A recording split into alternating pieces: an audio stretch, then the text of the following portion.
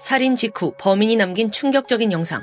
제 이름은 루릭 저팅입니다. 와우, 방금 여자를 죽였어요. 기분이 정말 찢어지게 좋고요. 이걸말로 살아있는 느낌이라니까? 이젠 피자 좀 시켜 먹어야겠네요. 2014년 11월 새벽, 아시아의 월스트리트로 불리는 홍콩에서도 가장 화려한 레지던스 26층으로 2명의 경찰이 도착합니다. 현관문을 열고 들어서자 그들의 시선은 거실 한가운데 바로 꽂혔죠. 숨이 턱 막힐 그런 광경이 펼쳐져 있었는데요. 새빨간 웅덩이 속 알몸의 여성이 옆으로 누워 있습니다. 근데 마치 이 모습이 무슨 예술작품을 보란 듯 전시해둔 그런 아주 기괴한 느낌이었죠. 여성은 목이 관통당해 다량의 피를 흘렸고 이 피가 거실을 물들이다 못해 현관까지 흐르고 있습니다. 또한 얼굴부터 발끝까지 전신이 칼에 난도질당해서 성한 곳이 한 군데도 없어요. 특히나 엉덩이와 가슴의 상처가 심각했고요. 하지만 더 소름 끼치는 부분이 남아 있습니다. 범인이요, 그녀의 입 안으로 칼을 집어넣어서 목구멍을 헤집어 놓은 거예요. 주변에 막 위스키병은 널브러져 있고 각종 성인 용품에 마약까지. 여긴 보안이 철저한 호화 레지던스입니다. 도대체 이 공간에서 무슨 일이 벌어진 걸까요? 안녕하세요. 해외 범죄 사건을 다루는 토요 미스테리 디바제시카입니다. 사건은 3개월 전으로 거슬러 올라갑니다. 23살의 여성 수마르티 닝 씨. 그녀는 부푼 꿈을 안고 홍콩에 도착해요. 사실 그녀는 인도네시아 가난한 집안 출신인데요. 빠듯한 형편에서 성장했죠. 그걸 반영한 듯 수마르티는 초등학교만 졸업한 뒤 팔려가듯 결혼을 합니다. 거기서 잘 살았으면 좋은데 18살에 첫 아들을 낳고 일방적으로 이혼을 당하죠. 갈 곳이 없던 그녀는 일단 친정으로 돌아왔는데 애딸린 이혼녀의 초졸 학력으로는 도저히 일자리를 구할 수 없었습니다. 고민이 깊어지던 중에 지인으로부터 홍콩 입주가정부를 해보는 게 어때? 라는 제안을 받게 돼요. 참고로 홍콩은 맞벌이 가정 비율이 굉장히 높습니다. 그런데 아이들을 맡길 보육시설은 부족해요. 그렇다 보니 입주가정부를 해외에서 데려와서 많이 고용하고 있는데 아무래도 물가가 비싼 홍콩에서 외국인이 와서 일을 하면 특히나 인도네시아보단 한 10배에 달하는 월급을 받을 수 있다고 합니다. 숙식까지 해결되니 너무 좋은 기회죠. 그래서 수마르티는 2살 된 아들을 부모에게 맡기고 홍콩행을 결정하는데요.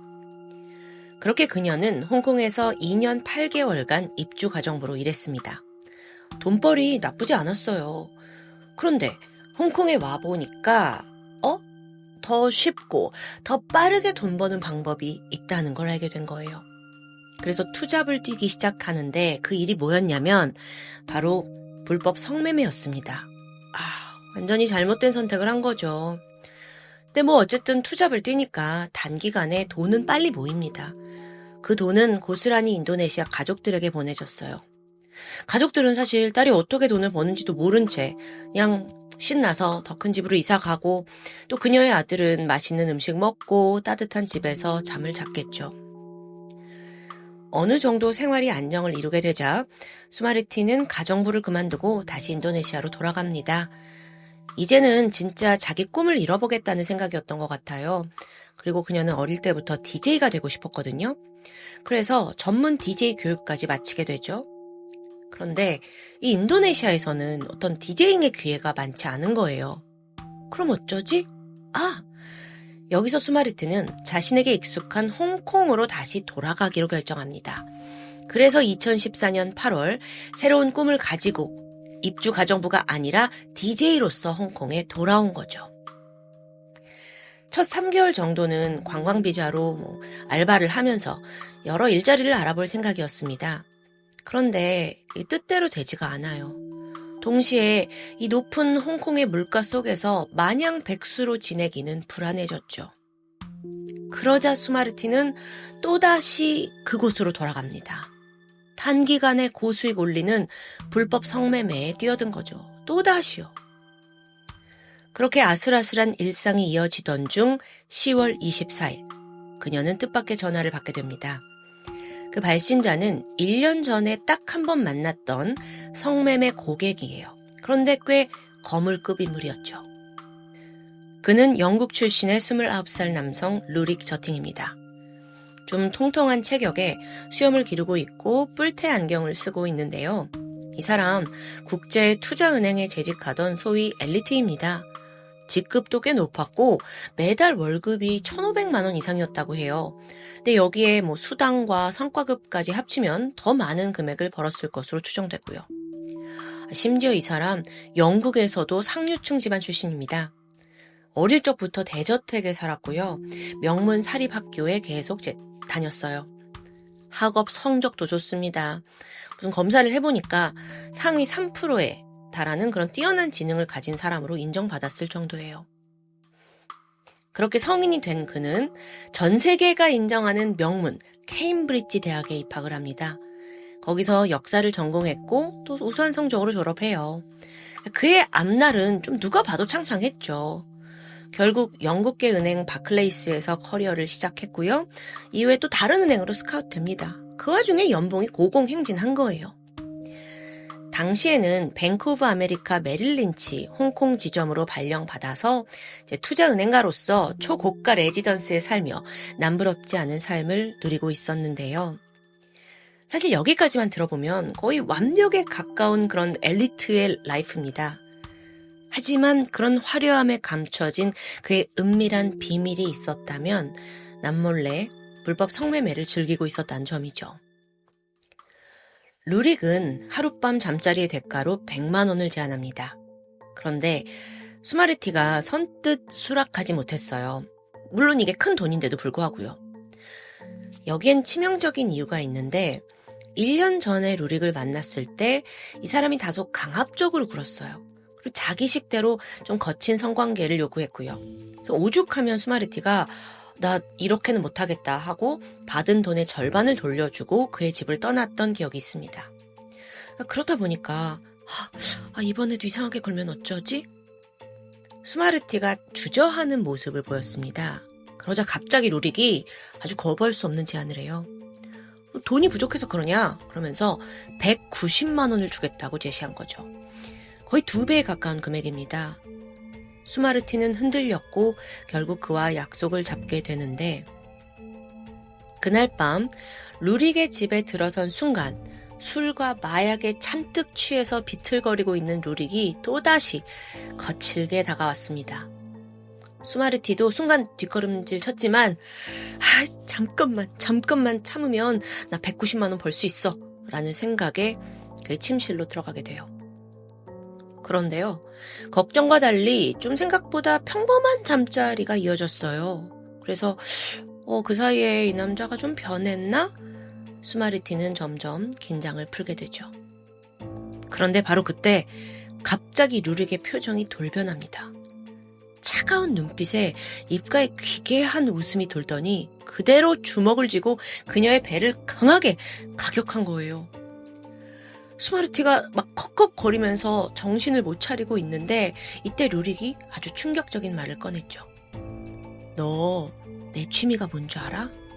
난 사람을 고문해서 죽이는 걸로 유명하다? 이제부터 너는 무조건 예스라고만 말해야 돼. 내 왕국에 온 걸 환영해, 이 멍청한 창녀야. 완전 루릭의 가면이 벗겨지는 순간이었죠. 동시에 수마르티에겐 지옥 같은 감금이 시작되었고요. 여기서 잠깐 루릭의 진짜 모습을 좀 살펴볼까요? 루릭은요, 태어날 때부터 남달랐습니다. 여러 가지 의미로요. 부유한 환경, 또 천재적인 머리, 근데 그게 독이 됐는지 어렸을 적부터 특권 의식에 사로잡혔어요. 또 지는 걸 죽기보다 싫어했고요. 예를 들어서 그 명문 사립학교에 다녔다고 했잖아요. 거기에 입학했을 당시 그 시험에서 6등을 하게 됩니다. 근데 여기가 워낙 똑똑한 애들이 모인다니까 6등 정도면 좋은 스타트죠. 그래서 가족들도 잘했다면서 다 칭찬을 하는데 오히려 루릭은 심한 모멸감을 느껴요. 부모가 날 얼마나 얕잡았으면 6등? 이런 쓰레기 같은 결과에 좋아하는 거야? 이게 좀 그 어린 학생이 했다기에는 과한 생각인 것 같은데 어쨌든 그는 자기가 남들보다 우월하다는 그 나르시시즘이 폭주하는 사람이었어요. 그래서 덕분에 명문대학도 가고 또 대기업에 문제없이 들어가긴 한 거죠. 이후로도 승승장구했고요. 하지만 그는 스트레스를 받을 때마다 술과 마약 그리고 수위 높은 성인물을 찾았습니다. 굉장히 자극을 좋아했던 것 같아요. 특히나 그가 자주 보는 성인물은 감금, 납치, 폭행 이런 가학적인 영상물이었어요. 그거에 점점 빠져들면서 어느덧 나도 성노예를 거느리고 싶다는 왜곡된 망상을 키우게 되죠. 어느덧 그는 성매매 여성들을 호출하기 시작했고요. 욕구를 해소하는데 그것도 일반적이지 않습니다. 목줄 채우고 질질 끌고 다니질 않나 수치심을 주는 거예요. 막 식사 같은 걸 개 밥그릇에 담아가지고 핥아 먹으라고 시킵니다. 또한 배변도 자기가 보는 앞에서 바닥에서 보래요. 뭐 이런 변태가 다 있어요. 근데 매춘부들도 이런 일을 당하면 너무 수치스럽고 짜증나잖아요. 근데 입막음용으로 꽤 이제 두둑한 돈을 지불합니다. 그렇게 2년간 이제 영국에서 굉장히 방탕하게 살았는데 그렇게 쓴 금액만 10억이 넘는다고 해요. 무슨 유흥과 성매매에 10억을 쓰냐고. 그런데 루릭은 점점 더 가학적인 성관계에서 오는 그 짜릿함에 완전히 중독되고 있어요. 이제 평범한 성관계는 못해. 동시에 일상생활은 무너졌죠. 회사 지각이 잦아졌고요. 업무 성과도 바닥입니다. 뿐만 아니라 탈세 정황까지 포착이 되면서 결국 본사는 너 홍콩 가! 하고 홍콩으로 발령을 보냈던 거죠. 나름의 징계였어요. 그렇게 반강제로 홍콩에 온 루릭. 근데 와보니까 여기가 천국인 거예요. 회사가 마련해준 고급 주택에 살면서 마약과 술은 더 싸고 또 성매매 여성들이 막 널려 있습니다. 그의 삶은 더 방탕해졌고요. 말 그대로 흥청망청 유흥을 즐겨요. 그러다 한 번은 중요한 미팅에 불참한 적이 있는데 이때 정말 말도 안 되는 변명을 하더라고요. 뭐라고 하냐면 자기가 에이즈에 걸린 것 같다는 거예요. 그러니까 자기를 좀 내버려 두라는 거지. 그러니까 실제로 그랬던 건 아닌데 이때쯤 루릭은 이제 너무 마약에 쪄들어 있다 보니까 좀 정신적으로 붕괴되고 있는 게 아닌가 싶었습니다. 결국 사건 직전인 2014년 10월 그는 사직서를 제출합니다. 이쯤 되니까 자극에만 중독이 돼서 이리고 뭐고 다 때려친 거죠. 그때부터 그는 여러 명의 여성들을 불러서 집단 성관계도 해보고 또 동성애까지 시도합니다. 정말 변태 성욕에 끝까지 간 거예요. 근데 그래도 여전히 부족해. 도대체 내가 뭘 해야 극도의 자극을 느낄 수 있을까? 매일 고민하던 그때 아주 위험한 발상에 빠져듭니다. 내가 예전부터 원하던 거. 여자를 감금해서 노예로 만들고 성고문을 해볼까? 그러니까 가학적인 걸 너무 좋아하던 루릭이었기 때문에 성고문만 들어도 이렇게 흥분한 거예요. 그렇게 먹잇감을 찾던 중 레이더에 걸린 게 바로 수마르티였고요. 다시 사건 당일로 돌아와서 루릭의 갑작스러운 돌변에 수마르티는 공포에 질려 덜덜 떨게 됩니다. 온몸이 결박된 채 이 집에서 벗어날 수가 없어요. 그렇다 보니 오직 살기 위해서는 그의 말에 따라야 했습니다. 그래서 그때부터 3일간 정말 루릭이 상상도 못할 짓을 저질러요. 가죽 벨트 들고 온 몸을 채찍질하는 건 그냥 우스운 수준이었어요. 그러니까 그는 평범한 가학으로는 만족을 못하잖아요. 그래서 어떤 짓을 저질렀냐면 망치를 들더니 수마르티의 손가락, 발가락을 하나씩 다 부러뜨립니다. 그리고 막 그녀가 고통스러워하는 것에서 자기는 만족을 느끼는 거예요. 또한 그녀가 최악의 수치심을 느끼도록 자기 똥을 먹으라고 명령하질 않나, 화장실 변기를 핥으라고 하질 않나, 정말 인간 이하의 행동을 하는 겁니다. 근데 수마르티는 어때요? 살아야 하잖아요. 그래서 무조건 예스라고만 말해야 했어요. 아니면 죽을 테니까요. 그런데 가장 소름 돋는 건 루릭이 이 모든 과정을 영상과 사진으로 남겼다는 점입니다. 수마르티가 제발 살려주세요, 살려주세요. 막 눈물로 애원하는 모습까지 낄낄거리면서 다 찍어뒀어요. 그러니까 자기한테는 그 모습이 환타지가 실현되는 순간인 거예요. 자, 그렇게 이제 3일이 지났고 어느 정도 이제 자극이 채워졌나 봐요. 루릭이 다음 단계를 준비합니다. 마지막은 살인으로 장식할 생각이었죠. 만신창이가 된 수마르티를 끌고 욕실로 데려가요. 손을 묶은 뒤에 무릎을 꿇렸죠. 이때 그녀는 마지막을 감지한 것 같아요. 그래서 정말 머리를 막 조아리면서 그의 발에 입을 맞췄대요. 살려달라고 빈 거예요. 근데 그 순간 루릭은 그녀의 머리채를 잡더니 그대로 목을 그어버립니다. 피가 분수처럼 쏟아져 나왔지만 성대가 잘리면서 비명조차 제대로 지르지 못했어요.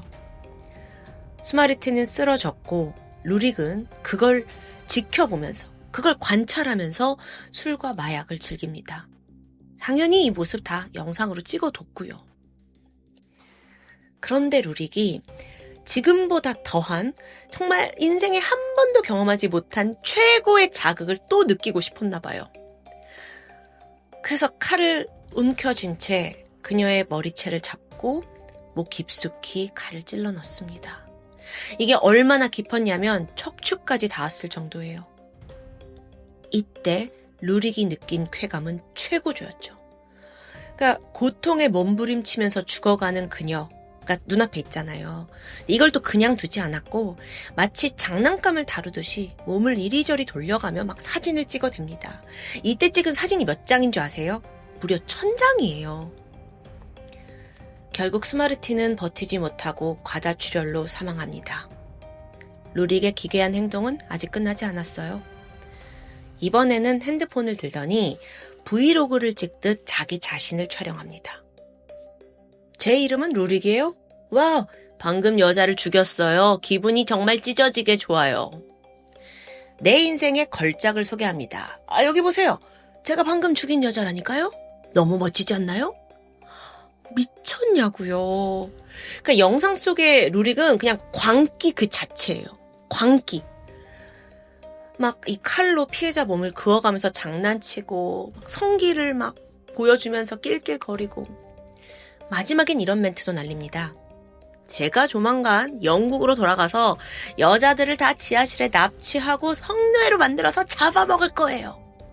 이 사람의 실제 말투가 막 신나고 막 흥분되어 있어요. 그렇게 영상은 막을 내리죠. 이후 루릭은 시신을 대충 담요로 덮어서 여행 가방에 그냥 꾸겨 넣습니다. 이때 다리가 삐져나왔지만 몰라. 그냥 귀찮다는 듯 베란다에 대충 가방을 던져두었죠. 그리고 자기 방으로 돌아와서 아무 일 없다는 듯 낮잠을 잤고 피자를 시켜 먹었습니다. 그런데 여러분, 이상한 점 눈치채셨나요? 영상 초반에 피해자는 가방이 아니라 분명 거실, 피 웅덩이 가운데서 발견됐잖아요. 그러고 보면 수마르티가 살해당한 건 10월 27일입니다. 하지만 경찰이 출동한 건 11월 1일이에요. 대체 어떻게 된 거냐고요? 앞서 경찰이 발견한 건 수마르티가 아니라 또 다른 두 번째 피해자였습니다. 그러니까 첫 번째 살인을 저지르고 5일 만에 또 다른 범죄를 저지른 거죠. 앞서 수마르티를 죽이는 과정에서 루릭은 지금 자기는 술과 마약에 취해 있죠? 내가 그렇게 원했던 성고문도 했죠? 게다가 살인까지 마무리했죠? 이게 다 합쳐지니까 정말 도파민이 막 폭발했어요. 그러자 그 순간 나는 이게 너무 좋아서 나는 이걸 멈출 수 없겠구나 라고 생각했대요. 바로 두 번째 피해자를 물색했고요. 동시에 그 가학 성인물을 보면서 새로운 고문 방법도 연구합니다.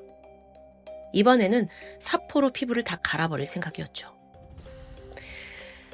루릭은 막 그 고문을 생각하면서 막 흥분해 있었어요. 짜릿해 있었고 각종 도구를 구매했고 10월 31일 본격적인 사냥에 나섰죠.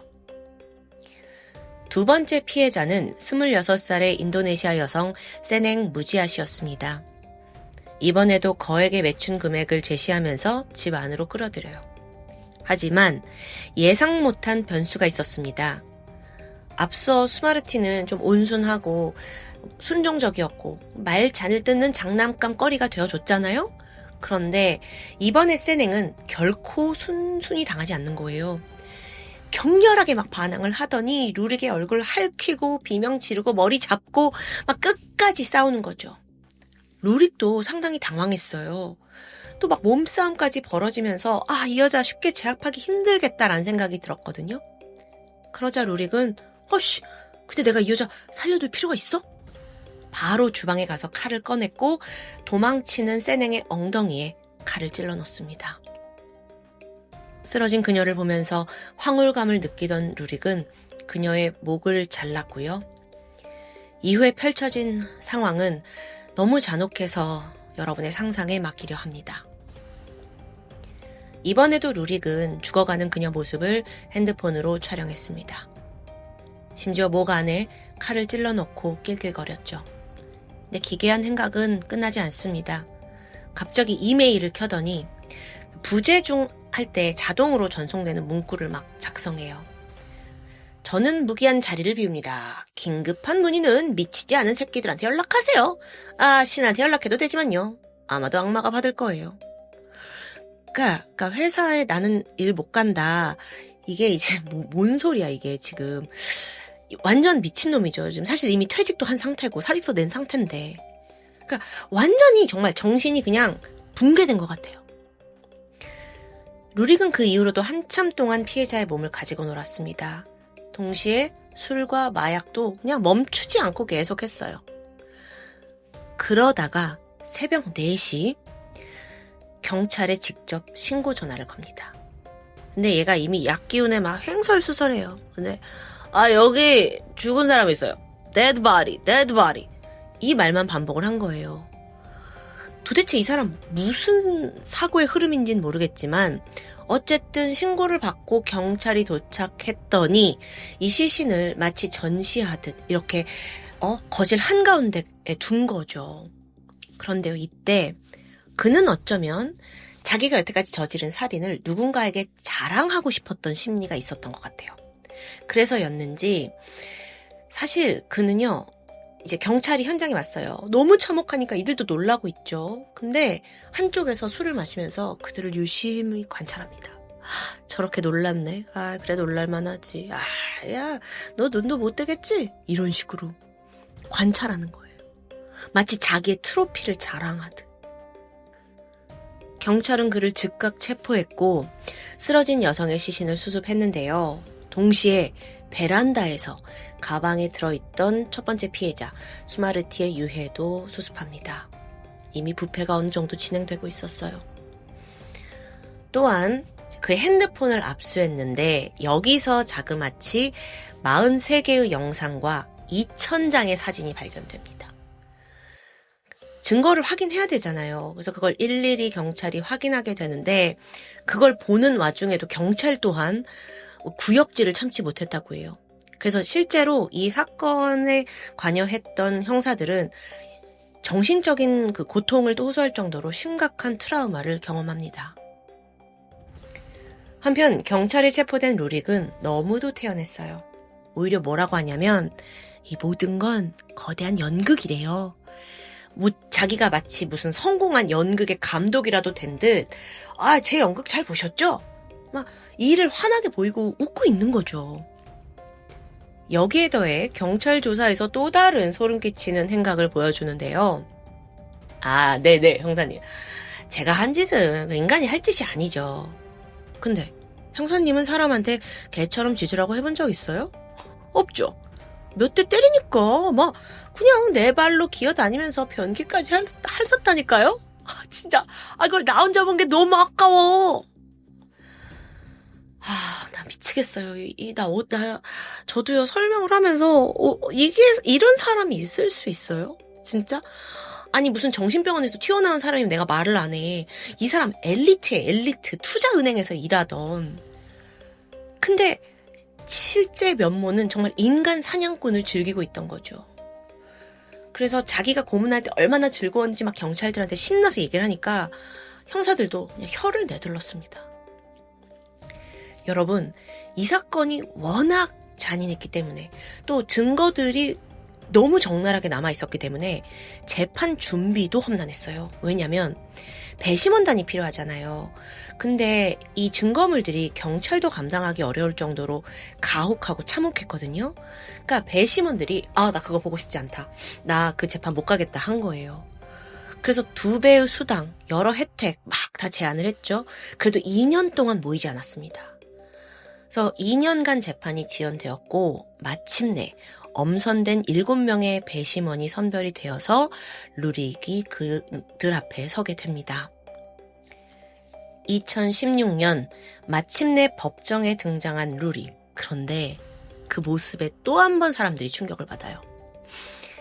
지난 2년간 술과 마약 다 끊었고 규칙적으로 밥 잘 먹고 잘 자고 그래서였는지 원래 좀 통통하고 살집 있던 사람이었는데 홀쭉하게 아주 건강한 모습으로 등장한 거예요. 그리고 여전히 태도에는 여유로움이 가득하고요. 곧이어 그의 변호사는 황당한 주장을 내놓습니다. 심신미약을 이유로 무죄라는 거예요. 무죄. 여기서 4가지 정신병력을 제시했는데요. 자기애성 성격장애, 가학적 성관계 중독, 코카인 중독, 그리고 알코올 중독. 사실 이 4개가 모두 적용되는 건 맞아요. 하지만 2명의 여성을 그렇게 잔인하게 살해하고 막 영상과 사진으로 조롱한 죄를 심신미약으로 덮을 수 있을까요? 다행히도 홍콩 재판부는 냉혹했습니다. 배심원들까지 모두 유죄를 판결하면서 루릭은 2명의 살인에 대해 2번의 종신형을 선고받습니다. 홍콩 최악의 살인마로 손꼽히는 루릭 저팅. 명문대 수석 졸업했던 거 기억하시죠? 억대 연봉자였던 거 기억하시죠? 모두가 원하는 삶을 살았어요. 하지만 그 끝은 누구보다 추악합니다. 어쩌면 어릴 때부터 가지고 있던 나는 남들보다 좀 대단해, 얘네들은 다 찌그러기야, 난 대단한 사람이야, 이런 나르시시즘이 점차 비틀린 욕망으로 변질됐고 결국 살인까지 저지른 건 아닌가 싶습니다. 그 초고층 레지던스에서 세상을 내려다보던 루릭에게 이제 남은 건 살인마라는 어리석은 타이틀뿐이겠죠. 여러분은 이 사건을 어떻게 보셨나요? 정말 저한테도 유례 없이 너무 엘리트층에서 하루아침에 이렇게 변한 듯해서 너무 충격이 컸는데요. 자유롭게 댓글 남겨주세요. 지금까지 토요미스테리 디바제시카였습니다. 중국 장쑤성 난징시에 살고 있던 70세의 노인 라우리 씨는 과거 전쟁터에서 수십 년간 군의관으로 활약한 참전용사였습니다. 10년 전에 군대를 전역했는데 그 이후로도 일을 게을리하지 않았어요. 한 푼이라도 더 벌어야 자식들한테 도움이 된다는 생각이었죠. 그렇게 그는 환경미화원으로 취직을 했고요. 매일같이 새벽에 나가 거리를 청소하곤 했습니다. 그러던 2012년 9월 15일 이른 아침, 라우리 씨가 그날은 한 상가 푸드코트에서 나오는 음식물 쓰레기통을 비우고 있었습니다. 그러다 문득 함께 일하던 동료 왕 씨가 투덜거렸죠. 아이고 이거 봐, 많기도 해라. 어디서 버렸는지 진짜 고기를 너무 지저분하게 내놨어. 무슨 치킨 너겟 같은 게 케찹이랑 엉켜가지고 손에도 다 묻고 엉망이야. 이 정도면 좀 뭐라고 해야 되는 거 아니야? 화가 난 동료가 툭 내려놓은 그 쓰레기 봉투가 꽤 묵직했습니다. 한눈에 봐도 봉지 입구에서부터 막 케첩이 덕지덕지 지저분하게 묻어 있었죠. 두 사람은 이걸 이렇게 버린 가게를 좀 확인해야겠다라는 생각으로 봉투를 열게 됐는데요. 그 안에는 튀겨진 고기 덩어리들이 가득했죠.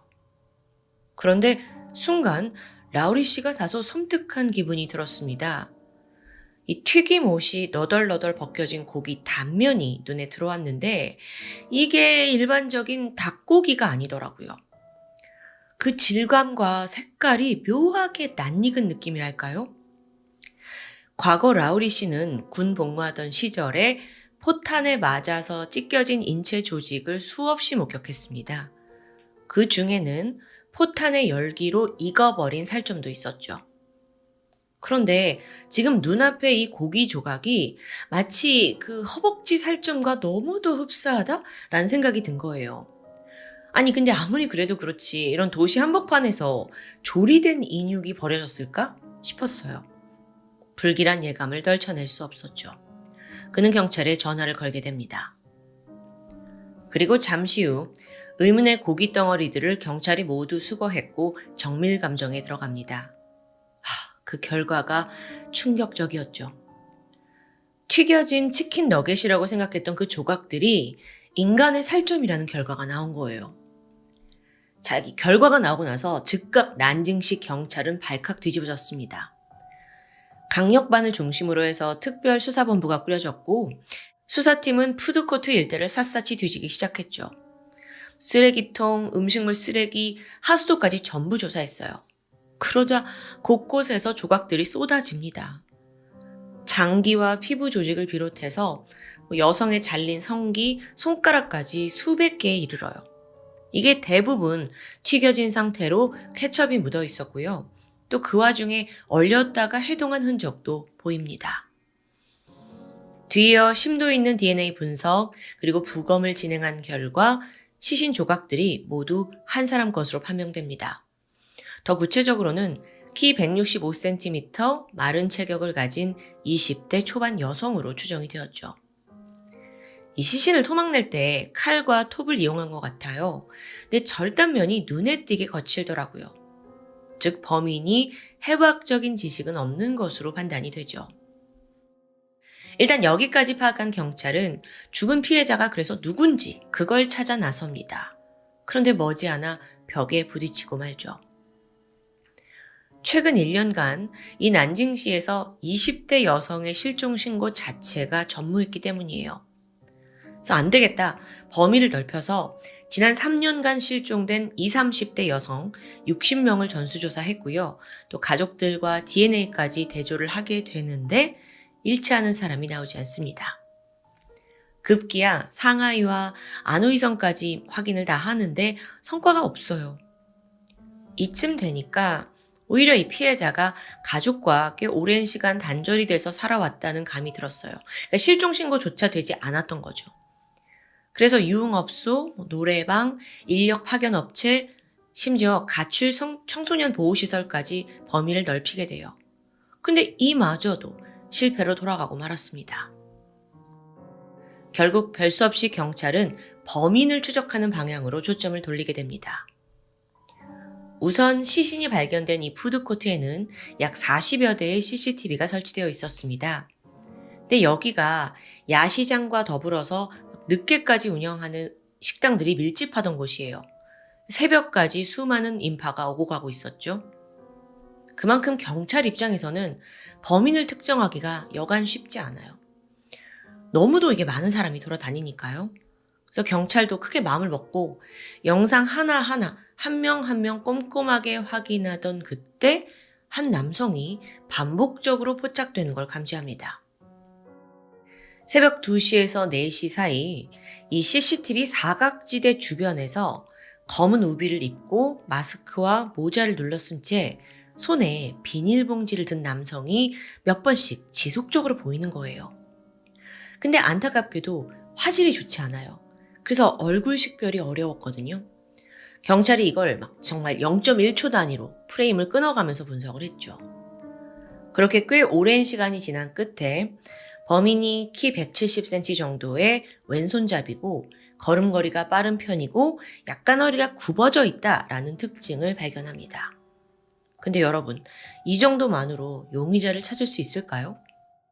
사실상 불가능하죠. 키랑 왼손잡이, 걸음걸이, 허리 굽은 정도로 어떻게 사람을 찾아내냐고요. 바로 이때쯤 과학수사팀에서 연락이 왔습니다. 쓰레기 비닐 봉지 안쪽에서 땀에 젖은 지문 하나가 발견됐대요. 그래서 즉각 이걸로 난징시를 포함해서 이 장수성 전체 범죄자 데이터베이스와 대조를 시작하는데 와, 이것도 없어요. 일치한 사람이 없는 거예요. 즉 전과자는 아닌 듯하다라는 결론에 도달하게 되죠. 이 다음으로 수사는 더 정교해집니다. 경찰은 피부 조직에 남아있는 결빙 흔적, 그러니까 얼렸다가 녹은 그 흔적, 또 살점에서 수분이 감소된 양, 튀김 과정에서 나타나는 그 수축하는 패턴 등등을 아주 정밀 분석했어요. 그리고 새로운 결과에 도달하게 되죠. 이 시신이 일정 기간 냉동 보관된 후에 해동을 해서 조리된 것까지 이걸 확인한 거예요. 자, 이게 왜 중요하냐? 그럼 시신이에요. 그건 일반 가정용 냉장고로는 규모로서는 불가능했을 겁니다. 즉, 업체에서 사용하는 냉동고가 필요했겠죠, 범인은. 즉각 경찰이 난징시에 있는 가전 매장, 온라인 플랫폼, 중고거래업까지 최근 1년간 업소용 냉동고 구매한 이력을 다 조사하거든요. 그런데 사실 이 난징이라는 곳이 장쑤성에서도 최대 전자상거래 중심지입니다.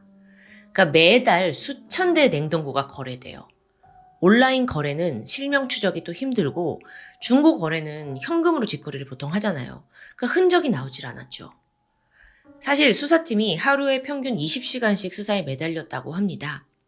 하지만 그렇게 한 달이 지나도록 범인은 고사하고 지금 피해자의 신원도 몰라, 어떻게 유기했는지 경로도 몰라, 유인을 한 방식도 몰라, 그 어떤 것도 파악하지 못한 상태였습니다.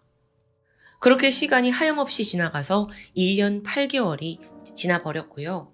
경찰 또한 거의 포기 상태이던 어느 날 2014년 7월 20일입니다. 사건이 극적인 전환점을 맞게 되죠. 장쑤성 옌청시에 살고 있던 한 노부부가 자신의 딸과 오랫동안 연락이 되지 않는다라고 실종 신고를 한 거예요. 그들의 딸은 21살 허칭칭이었죠. 허칭칭은 고등학교 졸업을 한 후 취업을 하고자 난징으로 상경을 했습니다. 키가 좀 크고 단정한 외모에 독립심이 강한 성격이었어요. 그래서 딸이 도시에 와서도 부모님한테 손 벌리지 않으려고 닥치는 대로 일을 했었죠. 식당, 편의점, 상가 알바까지 죽어라 일을 했는데 워낙 난징시가 이제 물가가 높다 보니까 월세까지 감당하기가 힘들더라고요. 결국 고심하던 그녀가 선택하게 된 게 유흥업소였습니다. 이때 가족과 친구한테는 나 고급 식당에서 웨이트리스로 일을 한다 라고 했지만 거짓말이었어요. 그렇게 유흥업소에서 일을 하니까 꽤 돈이 잘 벌렸죠? 어느 순간부터 허칭칭이 명품 가방, 명품 옷으로 온몸을 치장했고요. 지갑을 열어보면 막 현금 다발이 들어있어요. 그러다가 점점 부모한테 연락하는 빈도도 눈에 띄게 줄어듭니다. 하물며 몇 달씩 소식이 끊기는 일도 있었고요. 그렇게 거의 2년이나 연락이 완전히 두절된 상태였는데 2014년 7월 부모가 돌연 미납 통지서 하나를 받게 돼요. 딸의 집세가 거의 2년째 밀려있다라는 고지서였죠. 급히 딸한테 전화했지만 이미 핸드폰조차 요급 미남으로 해지된 상태였습니다. 부모가 딸이 살던 난징시 아파트에 달려가요. 문을 여는 순간 쾌쾌한 먼지가 가득하더라고요. 그러니까 오랫동안 여기 사람이 살지 않은 거예요. 어머니는 딸의 흔적을 찾으려고 방을 막 뒤졌고요. 그러던 중에 책상 서랍 뒤편에서 봉투 하나를 발견합니다. 허칭칭 명의로 되어 있던 월급 통장인데 그 안에 한화로 1,800만 원 정도가 들어있어요. 상당한 거금이죠. 딸이 이렇게 돈을 많이 모아놨나? 그런데 지난 2년간 한 번도 인출된 기록이 없습니다. 집도 비어있고 딸은 통장에서 돈을 한 번도 꺼내 쓰지도 않았고 부모는 뒤늦게 심각성을 깨닫고 실종 신고를 접수하게 된 상황이었어요. 그렇게 경찰은 허칭칭의 나이, 또 신체 조건, 실종 시점을 파악한 후에 이거 혹시 그 2012년에 푸드코트에서 발견된 시신과 혹시 같은 사람 아니야? 곧장 가족과 DNA 대조를 하게 되죠. 그 결과는 일치. 끔찍한 조각으로 발견된 그 피해자가 이 노부부의 딸 허칭칭이었던 겁니다. 자, 이때부터 수사는 급물살을 타게 돼요. 경찰은 즉각 허칭칭의 직장과 또 주변 사람들을 수소문했거든요. 이때 같은 술집에서 근무했던 여성 한 명이 의미심장한 이야기를 건넸죠. 사실 저 이렇게 될 줄 알고 있었어요. 걔 남자친구가 엄청 위험한 사람이거든요. 매일같이 애를 막 때리고 그랬어요. 자, 뭔가 폭력적인 성향이 있었다라는 이야기를 듣고 혹시 뭐 조폭이나 뭐 포주 이런 거라고 생각했지만 전혀 예상 밖의 인물이 등장합니다. 허칭칭의 남자친구는 중국 국유 교통회사에서 근무를 하고 있던 31살의 차오라는 남성이었어요. 그러니까 번듯한 회사에 다니고 있는 사람인데 유부남이었죠. 슬아의 딸을 하나 두고 있고요. 그러니까 허친친과 불륜 관계였다는 건데 경찰이 곧장 차오를 추적해냅니다. 그리고 통화 기록, 계좌 내역을 통해서 2012년 8월까지 허칭친과 쭉 연락을 한 것까지 확인해요. 그렇게 차오를 체포를 했죠. 하지만 차오도 뭐 별다른 저항 없이 체포가 됐고 그리고 신문을 받는 내내 그때부터 입을 꾹 다물고 묵비권을 행사합니다. 그런 차오에게 경찰이 의미심장하게 물었죠. 지문 검사 좀 합시다. 여러분 기억하세요? 앞서 비닐봉지에서 발견된 땀 묻은 지문, 그게 있었잖아요. 전과자랑을 일치하는 게 아니었고. 이게 그나마 경찰이 가지고 있던 결정적인 단서였어요. 그리고 차오의 지문을 얻어서 대조하자 결과가 100% 일치합니다. 이 앞에서 차오는 고개를 떨궜고 체념한 듯 입을 떼기 시작했죠. 우선 그는 난징의 명문대학교에서 교통학과를 졸업했습니다. 공무원이던 아버지의 추천으로 국영기업에 입사를 했고요. 이후 초고속 승진 가도에 또 결혼까지 골인했어요. 그렇게 겉으로는 성실한 엘리트 직장인의 책임감 있던 가장이던 차오가 어느 날 아내가 임신을 한 이후부터 유독 늦게까지 야근을 즐기게 됩니다. 네, 정확히는 유흥업소에 빠지기 시작한 거죠. 그리고 바로 거기서 허칭칭을 만난 거고요. 그는 허칭칭한테 완전히 매료됐어요. 외모도 예쁘고 좀 당당한 태도에 그녀가 되게 좋았던 거예요. 그래서 술값을 마구 쏟아부었죠. 명품 가방과 옷을 선물한 건 기본이었고요. 나중에는 고급 아파트까지 마련해 줍니다. 그런데 여기서 허칭칭이 시간이 갈수록 내연녀가 아니라 그의 아내 자리를 탐내기 시작합니다. 돈 많은 차오와 결혼하면 지금보다 훨씬 더 빛나는 삶을 살 수 있을 것 같았거든요. 그래서 틈만 나면 차오한테 이혼을 하라고 독촉해요. 하지만 차오 입장에서는 자긴 지금 완벽한 삶을 살고 있는데 거기에 오점을 남기기 싫거든요. 이혼할 생각이 전혀 없죠. 아내는 아내고 불륜녀는 그냥 불륜녀예요. 자, 상황이 뜻대로 되지 않으니까 허칭칭이 좀 거칠어지기 시작합니다. 너 내가 아내한테 다 폭로할 거야. 그럼 어떻게 되는 줄 알아? 너도 끝이야. 이런 협박과 함께 또 자기의 어떤 죽음을 암시하거나 투신을 시도하는 극단적인 행동까지 보이게 되죠. 그러자 차오가 점점 불안해졌습니다. 그녀가 죽을까봐 불안한 게 아니라 얘가 정말 폭로하면 내가 유흥업소에 주구장창 간 것도 모자라서 불륜까지 저질렀다? 이게 만약 직장에 알려지면 바로 잘립니다. 결국 차오는 우리 관계 정리하자 라면서 허칭칭에게 합의금을 건네게 돼요. 2차례에 걸쳐 약 2억 8천만 원을 송금했죠. 하지만 허칭칭이 쉽게 물러나지 않았습니다.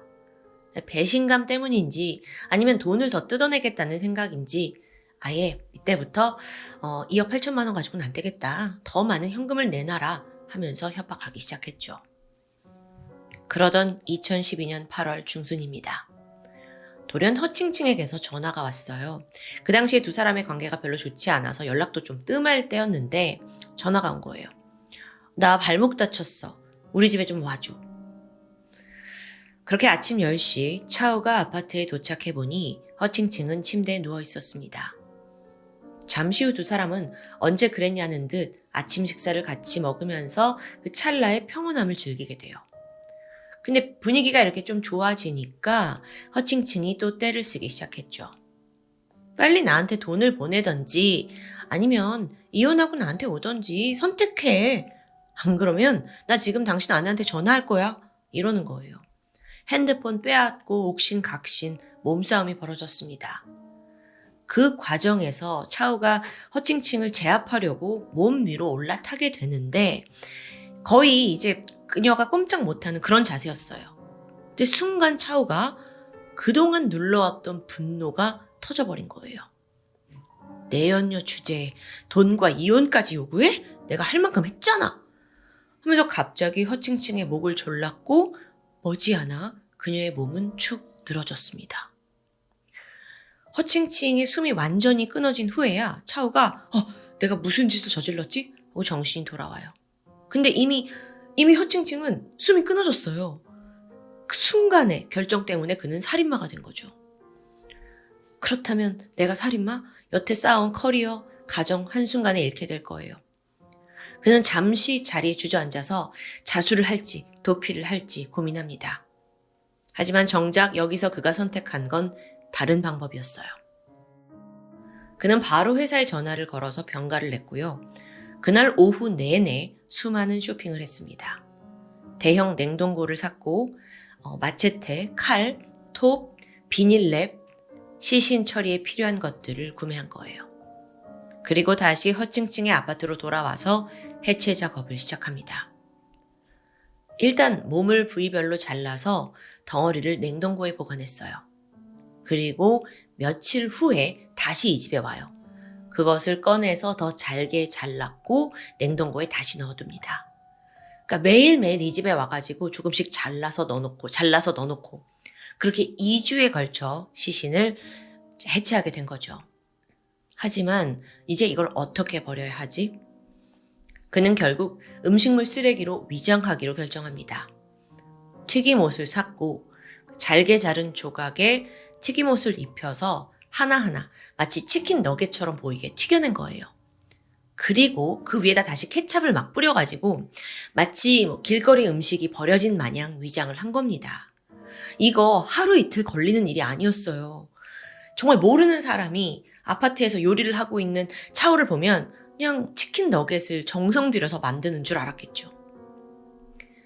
이 와중에 가장 처리가 힘든 게 머리였어요. 이건 도저히 요리를 할 수가 없는 거예요. 그래서 지인의 금고 안에 몰래 넣어둡니다. 사실 이것도 만약 나중에 발각이 되면 이 지인을 범인으로 몰 생각이었어요. 이후 차오는 일주일에 거쳐 새벽 시간을 틈타 시신을 조금씩 버렸죠. 냉동고는 중고거래로 처분을 했고요. 아파트에 남아있는 모든 흔적을 다 지웠어요. 허칭칭이 평소에도 가족과 연락이 워낙 뜸한 편이라 쉽사리 실종을 알아채지 못하게 뻔했죠. 지금 시신도 처리했고 증거도 없앴고 모든 게 완벽하다고 느껴졌습니다. 그리고 그는 다시 자신의 행복한 삶으로 돌아가게 되죠. 아침에 출근하고 아내와 딸에게 평소보다 더 자상하게 굴었어요. 그렇게 1년 8개월이 지나서 안심하고 있던 어느 날 집에 경찰이 들이닥쳤고 차오는 군말 없이 체포행했던 겁니다. 한편 이 사건이 중국 언론에 대대적으로 보도가 되면서 별칭이 하나 붙게 돼요. 치킨 맥너겟 시체 사건이었습니다. 그러니까 맥도날드 맥너겟, 그게 이제 연상이 되니까 그 이름이 이제 붙은 거예요. 보도가 나간 직후 중국 SNS를 중심으로 엄청난 반향을 일으켰는데 특히나 이걸 음식처럼 조리했다라는 말만 들어도 너무 섬뜩하고 또 약간 혐오감이 들잖아요. 그래서 어떤 이들은 이 주변에 길거리 음식조차 먹지 않겠다 얘기를 하고 그 일대에 강한 불안감이 퍼지게 되죠. 특히나 시신이 나온 푸드코트는 얼마나 타격이 컸겠어요. 매출 다 반토막 나고 시장 사람들 한탄하고 급기야 어떤 가게는 우리 가게는 사람 고기 안 씁니다 라는 문구를 붙여놓기도 했습니다. 자, 이제 마지막으로 재판이 남아있는데요. 2015년 3월 첫 재판이 열렸습니다. 차오는 재판을 받는 내내 고개를 숙인 채 침묵을 지켰죠. 심지어 변호사와도 시선을 마주치지 않고 그냥 이렇게 있더라고요. 이때 변호사는 우발적인 살인을 강조하면서도 장기간 허칭칭한테 계속 협박당했고 또 돈도 줬는데 계속 이랬고 또 정신적으로 이 가해자가 극심한 압박을 받았다라는 점을 계속 내세웠어요. 뿐만 아니라 사체를 이렇게 훼손한 건 너무 당황해서 그냥 은폐하기 위한 방법을 찾은 것뿐이다 라고 주장을 합니다. 아니 시신을 조각내서 튀겼는데 그게 그냥 당황했으니 좀 이해해달라. 이건 말이 안 되지 않아요? 검찰도 정면으로 반박을 했죠. 냉동 보관하려고 냉동고 사두고 2주간 해체하고 그걸 다시 튀겨내고 조리하고 이 일련의 과정이 정말 당신 치밀한 계산 없이 가능한 거냐라고 묻는 거예요. 사실 앞서 제가 말씀드린 전말은 차오의 입에서 나온 진술입니다. 근데 진실은 차오와 허칭칭만 알고 있는 거잖아요. 그러니까 차오의 진술에 의존한 전말이다 보니 정말 그가 그날 우발적으로 가서 허칭칭을 죽였고 그랬는지는 알 수 없는 거죠. 게다가 전 좀 이상했던 게 아니 사람을 이제 죽였는데 그러고 나서 바로 냉동고를 사러 갔다? 이게 좀 약간 쉽게 이해되지 않는 논리였어요. 게다가 또 머리는 따로 이제 숨겨뒀잖아요. 이 정황을 보고 너의 잔혹성과 계획성이 명백하게 드러난다라고 지적을 하게 된 거죠. 결국 재판부는 검찰의 손을 들어줬습니다. 차오의 계획살인이 인정이 되었고요. 중국 재판에서도 너무나 유례 없는 시신유기 방식이었다라는 것이 인정되면서 차오에게는 사형이 선고됩니다. 한편 1년 8개월간 신원 미상 상태였던 허칭칭의 시신은 드디어 고향에 있는 한 공동묘지에 안치되었습니다. 그나마 수습이 가능한 시신을 모아서 매장한 건데요. 여전히 찾지 못한 부위도 상당하다고 합니다. 이 사건을 두고 일부 대중들은 유족에게도 큰 비난을 퍼부었어요. 딸이 실종된 지 거의 2년이 지나서야 신고를 하고 그런 부모가 어딨냐. 딸을 좀 더 신경 썼더라면 빨리 해결되지 않았겠느냐라는 주장이었죠. 허칭칭의 부모 또한 지금까지 큰 죄책감에 시달리고 있다고 합니다. 여러분은 이 사건 어떻게 보셨나요? 뭔가 가해자의 전말에 우리가 이제 의존할 수밖에 없었지만 정말 이게 계획살인이었다면 차오의 그 잔혹성 당연히 비난받고 지탄받아 마땅하다고 생각이 드는데요. 또 한편으로는 피해자가 지속적으로 협박을 하고 또 이제 내연녀라는 관계 때문에 대중들의 차가운 시선을 피할 수 없었다는 생각이 듭니다. 자유롭게 여러분의 의견 남겨주세요. 지금까지 토요미스테리 디바제시카였습니다.